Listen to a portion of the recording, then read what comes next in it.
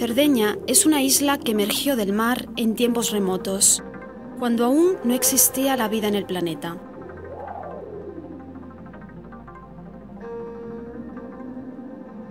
El mar, el viento y el fuego, que han modelado sus formas a lo largo de los milenios, son, todavía hoy, los elementos naturales que condicionan la vida que acoge.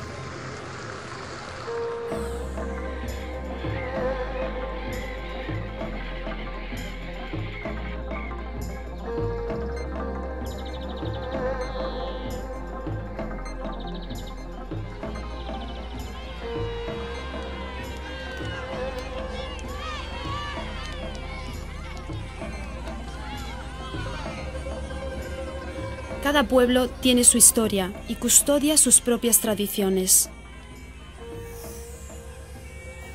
A veces, desafortunadamente, la memoria histórica se pierde en los meandros del tiempo. En muchos casos, el instinto de conservación, una cualidad innata en el ser humano, y el deseo de transmitir los propios saberes a los más jóvenes, permiten a las nuevas generaciones conocer, entender y vivir la vida del pasado. Cerdeña es una tierra que, como gran parte de las regiones italianas, a partir de la posguerra ha modificado su ritmo y estilo de vida. Por una parte, esto ha permitido seguir el paso de los tiempos, pero por otra, ha causado la desaparición de un mundo lejano en el que las máquinas no sustituían las manos del hombre. El pueblo sardo puede presumir de su historia, la historia de una civilización que durante milenios ha sabido afrontar la dura realidad de una tierra pobre en recursos. La necesidad de contar con objetos útiles para la vida cotidiana ha estimulado la inventiva y las capacidades manuales de los sardos, hasta el punto de que la producción artesanal es indudablemente uno de los aspectos más fascinantes de Cerdeña. Tal fervor creativo hunde sus raíces en tiempos lejanos, cuando el pastoreo y la agricultura eran las principales formas de subsistencia para gran parte de los isleños. Aunque la vida actual sea muy distinta de la que se vivía hace solo algunas décadas, el carácter conservador y la insularidad de su tierra han permitido a los sardos preservar numerosas peculiaridades de la vida social y económica, y entre ellas los antiguos oficios, milagrosamente conservados y practicados aún, tanto por los artesanos que viven en el corazón de Cerdeña, lejos del mar, como por los que transcurren su vida a lo largo de las costas. Tales actividades, unidas a las expresiones artísticas y culturales, han contribuido a forjar una precisa identidad etnográfica.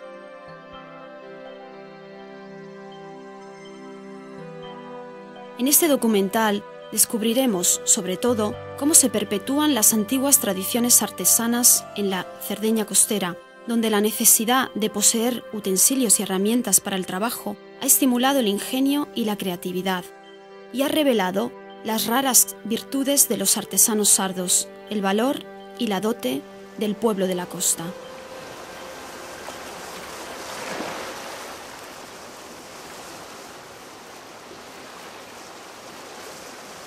Las cálidas luces del ocaso anuncian también el fin de una intensa jornada de trabajo.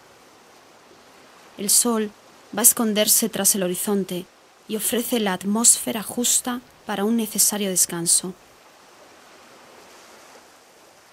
Amaina el viento, el mar se calma, la isla se apaga. Los centinelas de la larga noche surcan la oscuridad, casi orgullosos del aura fascinante que los acompaña.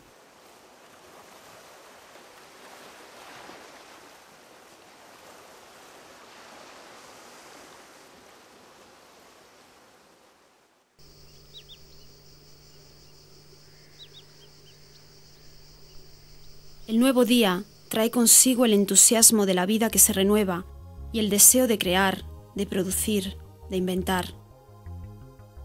Entre las obras manuales del hombre, el arte de la cestería es antiquísimo. Probablemente nació cuando los primeros seres humanos poblaban la tierra.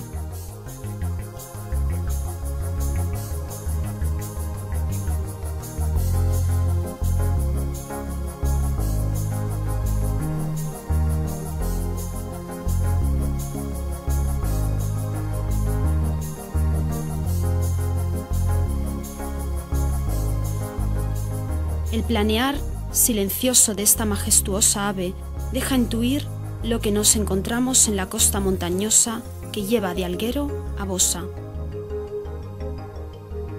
Las rocas, altas y compactas, a menudo caen al mar desde gran altura. Este es el hábitat del buitre leonado, uno de los últimos buitres del Mediterráneo.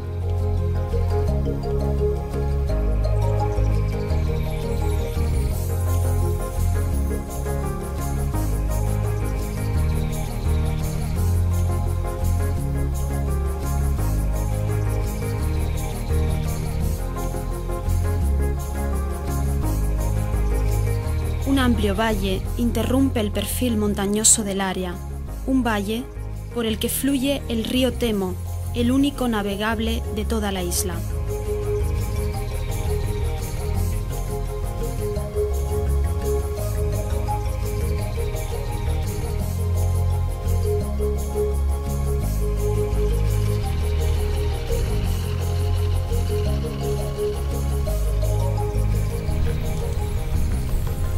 Fundada por los antiguos mercaderes fenicios, la ciudad de Bossa se ha desarrollado a la orilla del mar, pero también en el interior, al amparo de los influjos marinos, a lo largo del pacífico río que la atraviesa.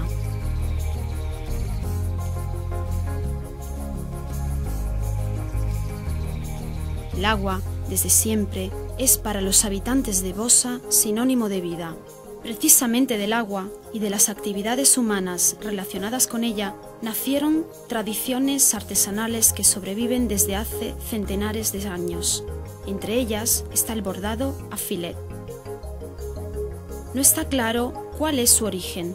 La palabra filet deriva del francés, literalmente quiere decir red, y aunque resulte difícil fechar su origen, se tiene la certeza de que nació precisamente del método de confección de las redes de pesca. Los pescadores cosían redes de forma trapezoidal, rectangular o cuadrada, valiéndose de un pequeño bastidor de madera. Con gran habilidad y una técnica específica, creaban las mallas, empleando hilados vastos y poco preciados. De esta natural exigencia de trabajo, nació una originalísima creación artística. En realidad, la idea era muy simple y al mismo tiempo espontánea. Se trataba de copiar el sistema de anudado de las redes que se preparaba antes de la pesca. Las mujeres, hábiles imitadoras de sus maridos, utilizaban también un bastidor de madera y los mismos nudos para realizar este bordado de red llamado su randadu. Omma, abbami, affitto l'alzato, bene anda. Sì, sì, e no che tirato appena Appena tirato di quello. E poi gira che nessuno stava. Caro, c'è andava bene. Hanno fatto il zone questi 9. Usato Indas. Usato il centro, il 9, così stella in mezzo, usato Indas in giro. Sì. Transmitida de madre a hija, la paciente elaboración del filet se prolonga a veces por muchos días. El resultado es un encaje de gran valor, de delicados dibujos que tienen su origen en antiguas simbologías religiosas y en muchos elementos naturales relacionados a menudo con aspectos de la vida rural, como los sarmientos de la vid, los racimos de uva, o bien motivos floreales o animales, predominantemente pájaros. Hasta hace algunas décadas, las bordadoras que trabajaban para los talleres artesanos recibían una remuneración establecida sobre la cantidad de madejas de hilo que empleaban para la creación de los bordados. Desafortunadamente, a pesar de los intentos de instituir escuelas para preservar el arte de trabajar el filet, las mujeres jóvenes ya no parecen dispuestas a apasionarse por el bordado, a una vida de antiguos ecos, casi inconciliable con las exigencias dictadas por el progreso. Así es como hoy esta antigua usanza, conocida y practicada también en otras regiones italianas, parece irse apagando. Aquí, en Bossa, solo la perpetúan las mujeres ancianas que ofrecen sus productos directamente a los turistas, atraídos a menudo por la belleza de estos trabajos artesanales, sin saber que adquieren un trozo de historia sarda que en poco tiempo puede desaparecer. Al norte de Cerdeña, casi al centro del vasto golfo de la Sinara, una modesta pero importante colina nos cuenta del ilustre pasado y del dominio de la República Marítima de Génova.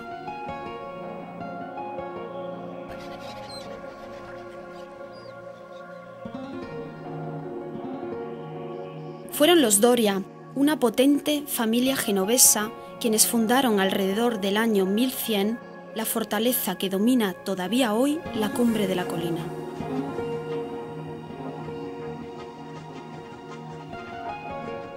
En las laderas, alrededor del castillo, se desarrolló la población, a la que durante muchos siglos, hasta 1869, se podía acceder solo por mar.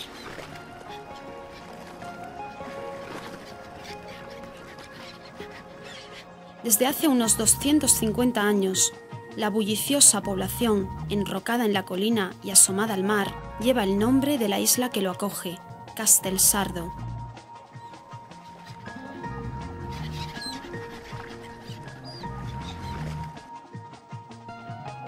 Entre las robustas y antiguas murallas, las manos hábiles y pacientes de las mujeres artesanas dan forma al cesto de Castelsardo.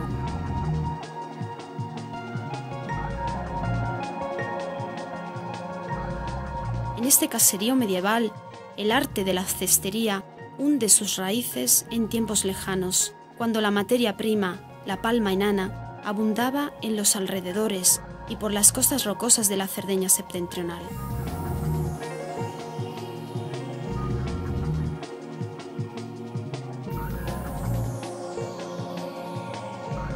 Esas tenaces artistas pasan días enteros trenzando cestas de tamaño pequeño o mediano y esporádicamente también de grandes dimensiones.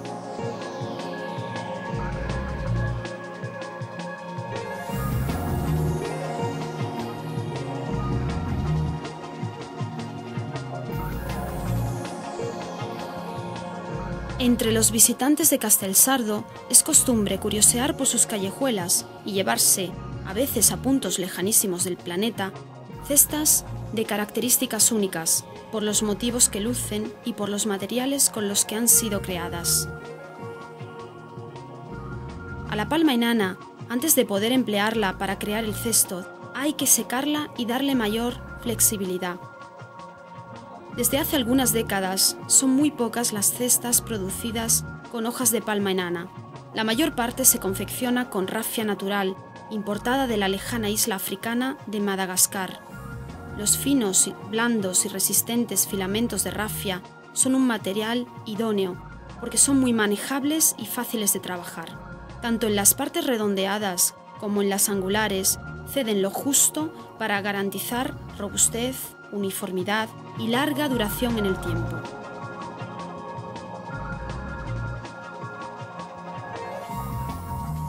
Para los más pequeños, ayudar a la madre o a la abuela durante el trabajo no es sino un juego entre cestos y ampollas de colores. Para las niñas, representa algo más, son el primer acercamiento a una pasión que probablemente las acompañará toda la vida. Io ho imparato da piccola dalla mia nonna perché lo facevano tutti i cestini in questa casa, lo faceva la nonna, la mamma, le cognate, tutti quelli che ci sono abitati.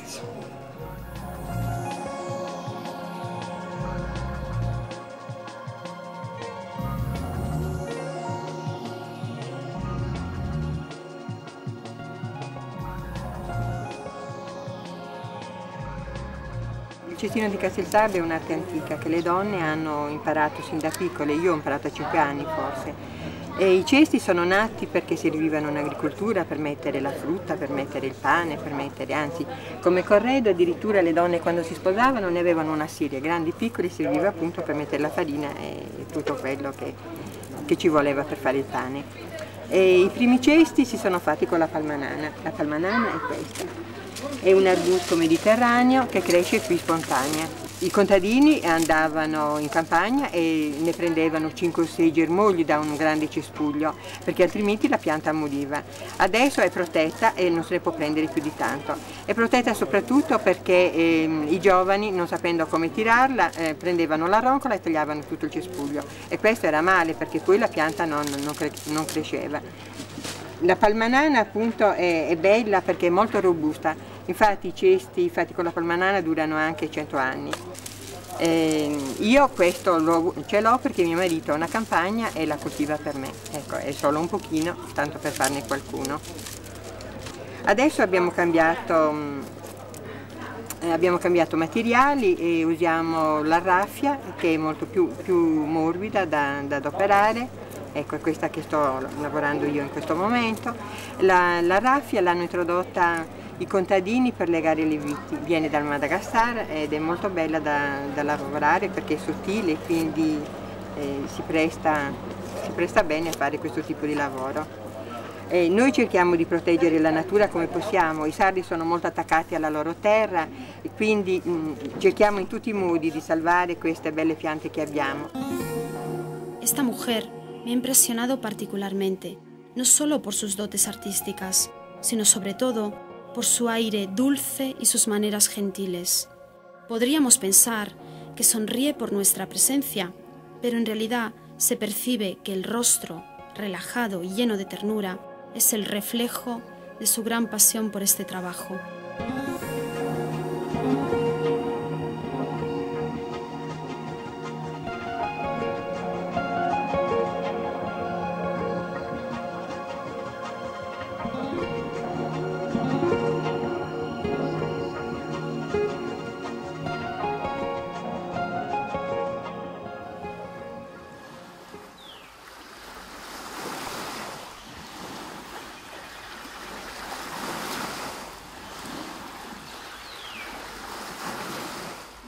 En la Cerdeña centro-occidental, en la provincia de Oristano, no quedan como testimonios del pasado solo los milenarios nuragues, sino también una creación del hombre para alimentarse y vivir en este ambiente particular.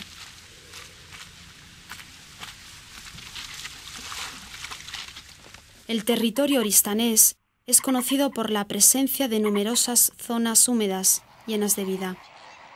Muchas especies de ave viven aquí todo el año. Otras solo pasan por estos humedales como etapa de la larga migración que de África las conducirá al norte de Europa, y algún mes más tarde, cuando estén de regreso a las latitudes ecuatoriales.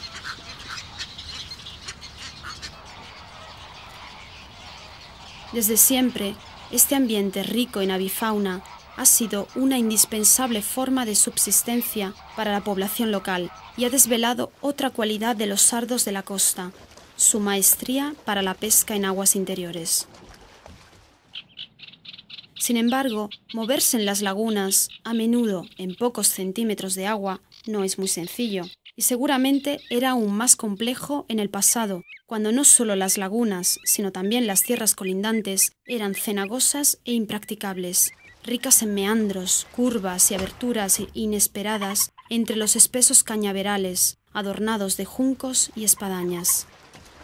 La necesidad de moverse entre estos humedales inhóspitos, pero ricos en pesca, ha determinado el nacimiento de una embarcación tradicional que algunos indican como una creación autóctona fruto de la inventiva de los pescadores sardos, mientras otros creen que puede haber tenido su origen a raíz del arribo de los fenicios a las costas sardas, que quizá llegaron precisamente con sus pequeñas embarcaciones, construidas con haces de cañas de papiro atados fuertemente con cuerdas vegetales.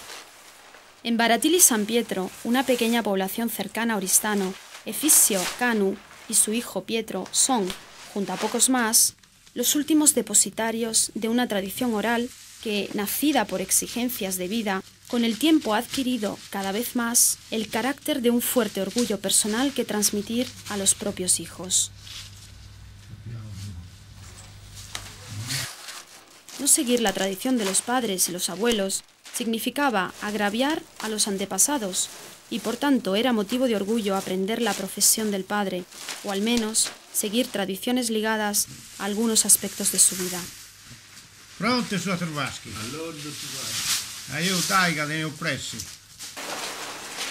Una de estas tradiciones transmite los secretos del antiguo arte de crear los fasonis, convertidos hoy en el símbolo de este rincón de Cerdeña. Fasonis significa literalmente haces de planta palustre. La referencia es a una particular especie de junco lacustre llamada localmente feu o fenu. En el pasado crecía abundante en toda la zona húmeda del Sinis, pero hoy solo es posible encontrarlo en algunas áreas intactas a lo largo de los cursos de agua. Para construir un fasone capaz de navegar, hay que seguir determinadas reglas y procedimientos que hacen a la embarcación ligera y capaz de flotar. Para alcanzar estos objetivos, es muy importante conocer los periodos vegetativos de la planta y cortarla solo en un cierto periodo del año, que va desde mediados de junio hasta mediados de julio. Después del corte, la planta tiene que secarse unas 2 semanas. En esta fase es muy importante que no reciba ni siquiera pocas gotas de agua de lluvia, porque se enmohecería enseguida y sería inutilizable. Cuando la materia prima está lista, se procede a la construcción. Las plantas se subdividen en pequeños haces, más o menos del grosor de lo que pueden abarcar las manos casi unidas.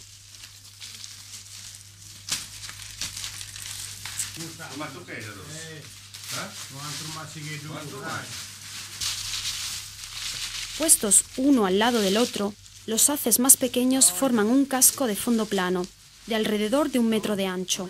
Para atar los juncos, todavía hay quien utiliza cuerdas vegetales, pero los más han adoptado por practicidad las cuerdas sintéticas.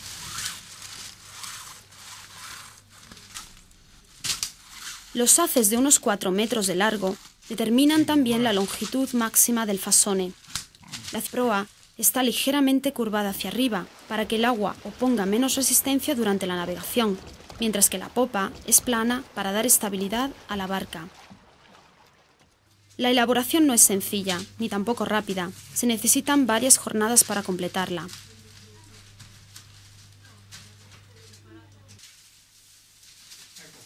En las fases finales se refuerzan los 2 bordos de babor y estribor del fasone, operación necesaria para garantizar una mayor estabilidad durante el balanceo que mueve a todas las embarcaciones a lo largo de su eje longitudinal, haciéndolas ondear de lado a lado.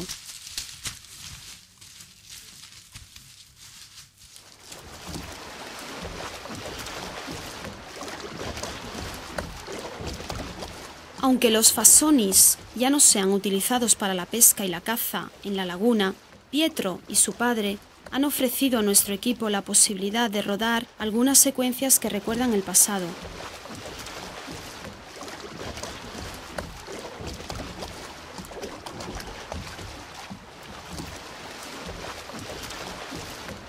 Observar el fasone mientras navega es realmente emocionante, entre otras razones, porque escenas milenarias como esta ya solo pueden admirarse junto al Mediterráneo, aquí, en tierra sarda, y a orillas del río Nilo en Egipto, y también en el nuevo continente, en el lago Titicaca, sobre los Andes peruanos.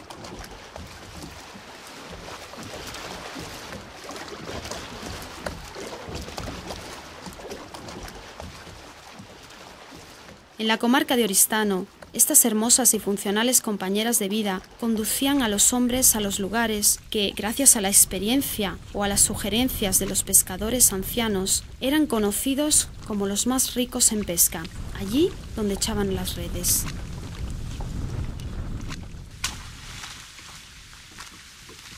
La pértiga, utilizada para impulsar la embarcación, era también un precioso instrumento para golpear con violencia el agua y las cañas, con el fin de levantar las presas y llevarlas hacia la red. Las capturas más comunes eran varias especies de mújoles, algunas muy estimadas y otras menos, pero igualmente comestibles. A menudo, entre las mallas tupidas de la red, acababan también grandes peces, inadecuados para el consumo. Solo gracias a la pasión de pocas personas, nosotros, que vivimos en la era de la modernidad, de los cambios repentinos propiciados por la tecnología, podemos documentar y mostrar el sabor de la vida hecha de cosas simples, esenciales y que quizás produjeran mayor satisfacción y felicidad.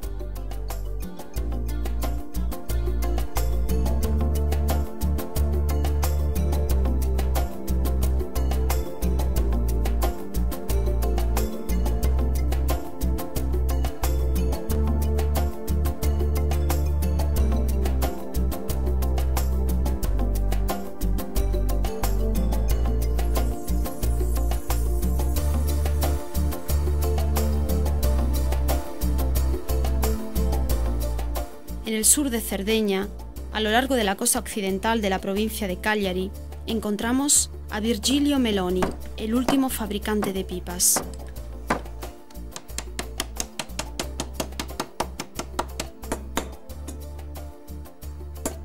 Me alegra saber que las creaciones de este meticuloso y simpático maestro pipero no se utilicen para fumar, aunque sean perfectamente funcionales.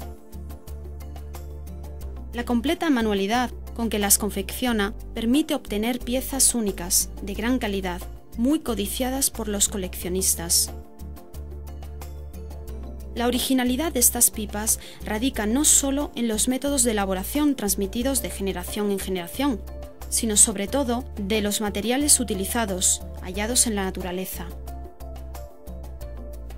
Quien da gran valor a las riquezas naturales, las utiliza siempre racionalmente, incluso, como en este caso, cuando lo hace a pequeñísima escala. Virgilio tiene que cortar algunos palos de saúco. Está sorprendido de ver de nuevo las plantas en flor, ya que estamos en noviembre y normalmente la floración es en agosto. Los pequeños troncos tienen la corteza de color pardo maculado y son particularmente idóneos para convertirse en funcionales cánulas para las pipas, puesto que en su interior hay una medusa esponjosa y blanca fácil de retirar. Las plantas de saúco crecen abundantes en este territorio, pero ello no cambia el concepto que este hombre tiene de los recursos naturales. Aunque pueda elegir entre muchos arbustos, no desarraiga o destruye la planta, sino que solo corta sencillamente las pequeñas ramas que tendrá que utilizar, permitiendo así que pueda regenerarse. Presta también atención particular a las otras formas de vida que a menudo se esconden entre las verdes hojas del arbolito. Tierra adentro, a pocos kilómetros de la costa, recoge una pequeña cantidad de tierra blanca.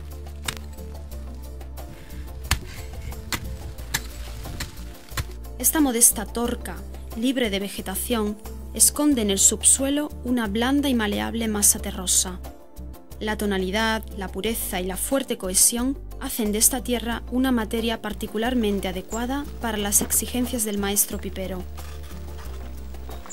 Pero para dar la justa coloración y la debida consistencia al cuerpo de la pipa, es necesario también encontrar tierra roja. No es raro encontrar este tipo de arcilla, sobre todo en la costa, pero alcanzar la ribera del mar, en estos lugares a menudo inaccesibles, no es fácil. Virgilio se mueve con seguridad y decisión, acompañado por el tibio sol otoñal de Cerdeña, hasta que encuentra un pequeño terrón salvado de la furia periódica de las marejadas.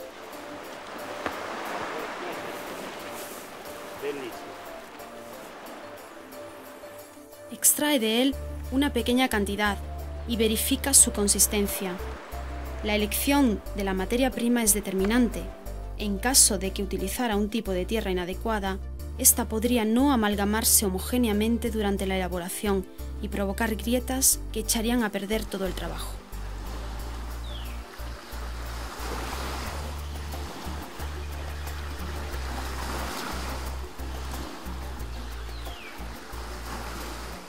Al tacto, esta arcilla parece ser buena, pero el escrupuloso artista prefiere probarla mojándola con agua de mar. Así, puede afirmar que es perfecta, porque además de una buena coloración y ductilidad, contiene muy pocas impurezas, condición esta última que facilitará la fase de filtración.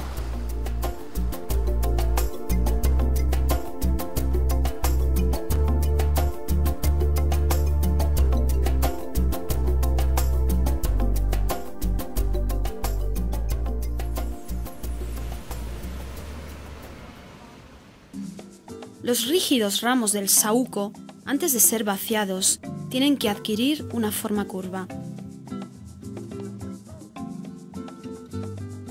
Virgilio utiliza los robustos hierros de una vieja barandilla y deja que los doble el tiempo.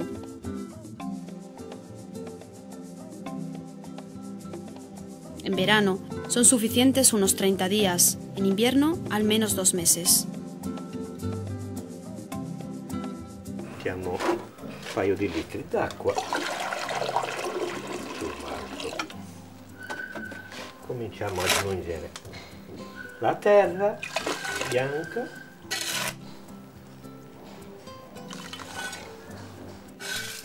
mista col marroncino,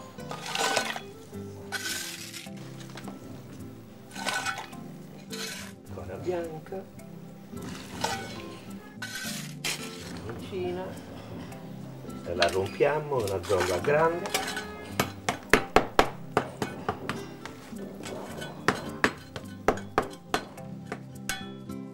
La fase más delicada de todo el trabajo es sin duda la preparación de la arcilla. El maestro artesano mezcla dentro de un recipiente con agua los 2 tipos de tierra. En este caso, dosifica igualmente las partes para conseguir un color muy cercano al castaño claro. En las horas siguientes elimina escrupulosamente las impurezas en suspensión. Después de unas 5 horas, la tierra se amalgama y está lista para ser filtrada.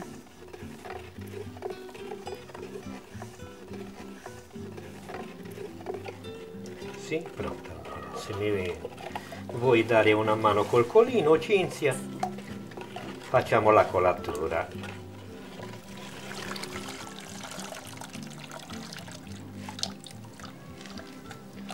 La mezcla se cuela dentro de un saquito de tela que retiene la materia prima útil, permite un rápido flujo del agua sobrante y favorece una lenta evaporación y la consiguiente desecación gradual de la amalgama.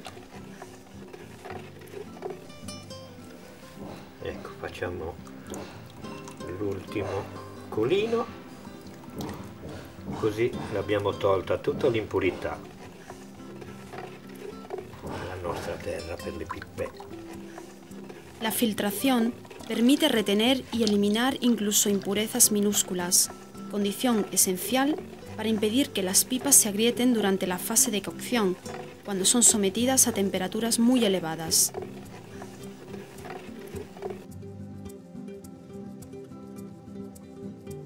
El saquito quedará expuesto al aire libre por unos 2 meses, al final de los cuales la mezcla habrá perdido toda el agua y su volumen se habrá reducido a la mitad. Allora Davide, queste sono la pasta che mi sono preparato un paio di mesi fa, 2 mesi per l'esattezza. L'altra che abbiamo messa invece deve stare 2 mesi, 60-70 giorni, dipende dal tasso d'umidità.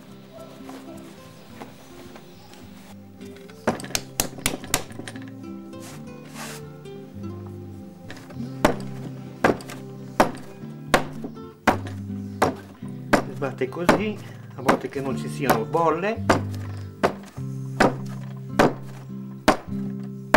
e diventa più compatta. Questa è pronta per la lavorazione delle pipe.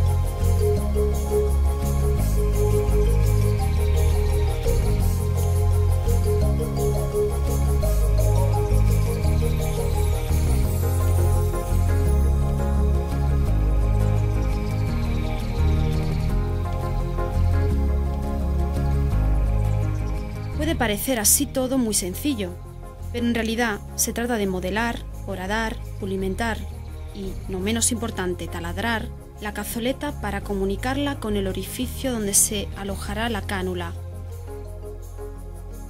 Para desarrollar estas operaciones se requiere gran habilidad y experiencia y también una extraordinaria dosis de paciencia, puesto que solo para plasmar y cavar la arcilla es necesaria toda una jornada, al final de la que las formas de las pipas se ponen a secar.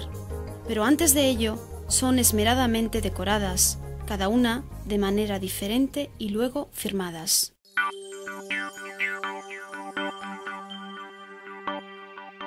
Unos días más tarde, las formas están perfectamente secas y listas para la cocción. Todavía son bastante frágiles y tienen que manejarse con cuidado, hasta ser forjadas por la silenciosa pero potente fuerza del fuego, capaz de hacerlas robustas, resistentes, casi eternas, como las rocas. Colocadas en una rejilla, reciben el calor tanto de las brasas inferiores como de las que las revisten. Este sistema permite conseguir elevadas temperaturas hasta alcanzar el nivel óptimo de unos 900 grados centígrados. Sometidas a esta notable variación térmica, las pipas se ponen incandescentes y revelan la perfecta ejecución de las anteriores fases de preparación de la arcilla. Si alguna tuviera la mínima impureza, en este momento se partiría y quedaría inutilizable.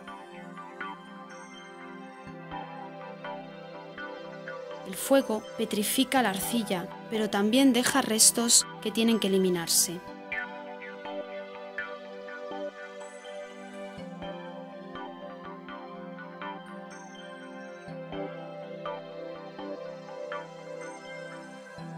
Así comienza una serie de operaciones que dejarán la pipa atractiva también desde el punto de vista estético.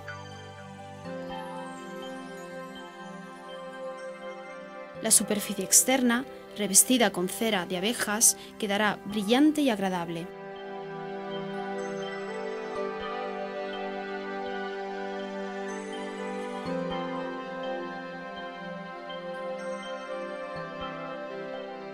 Luego llega el momento de preparar el revestimiento de latón, que abrazará en parte el cuerpo de la pipa.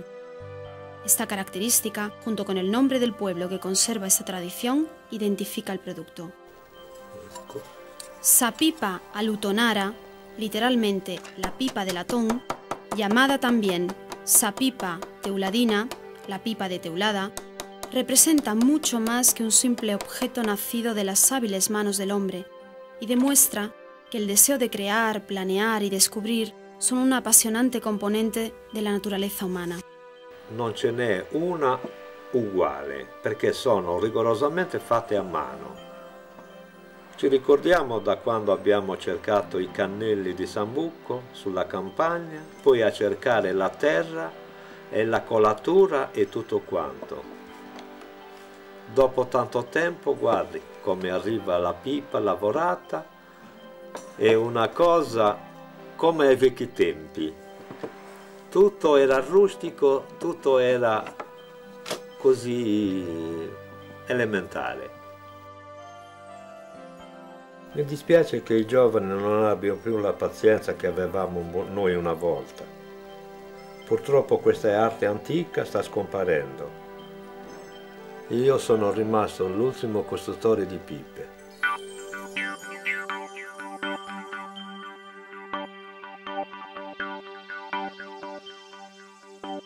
Aunque sea una región que aún conserva los rasgos del pasado, Cerdeña es también una tierra en pleno desarrollo, moderna y acogedora.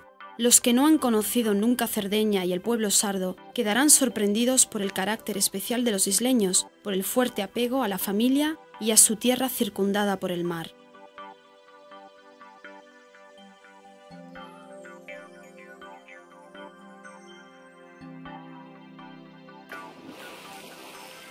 La vida tradicional que hemos observado en este documental solo puede observarse ya a pequeña escala y no sabemos por cuánto tiempo más. Quizá, en el próximo futuro, los niños solo podrán conocer estos valores culturales a través de las frías vitrinas de los museos. Quizá, alguien les cuente de lo hábiles que eran las manos de quienes crearon estos objetos, pero luego corresponderá a su fantasía imaginar cómo era aquella forma de vivir. Desafortunadamente, el arte de trenzar, de hilar, de atar los haces vegetales, la interacción del hombre con lo que la naturaleza le ofrece, tiene en su contra la necesidad de un tiempo de realización particularmente largo y las exigencias de un mercado que prefiere las imitaciones, mucho más económicas, a los productos realizados a mano. Estos son los factores que han decretado la desaparición, junto a los viejos artesanos, de una vida que había permanecido casi inalterada a lo largo de muchos siglos.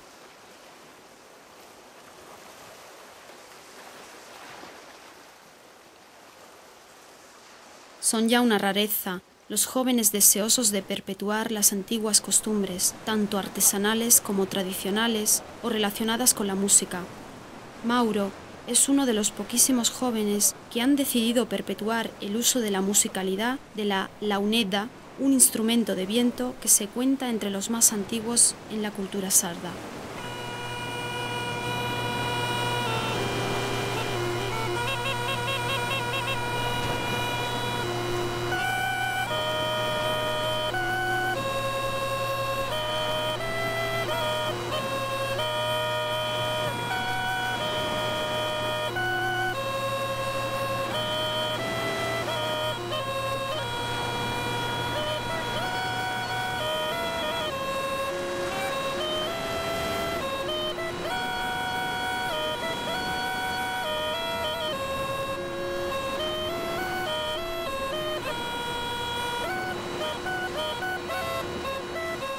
Las notas melódicas y casi nostálgicas del pequeño artista quieren ser una advertencia y una invitación a custodiar la cultura del pasado.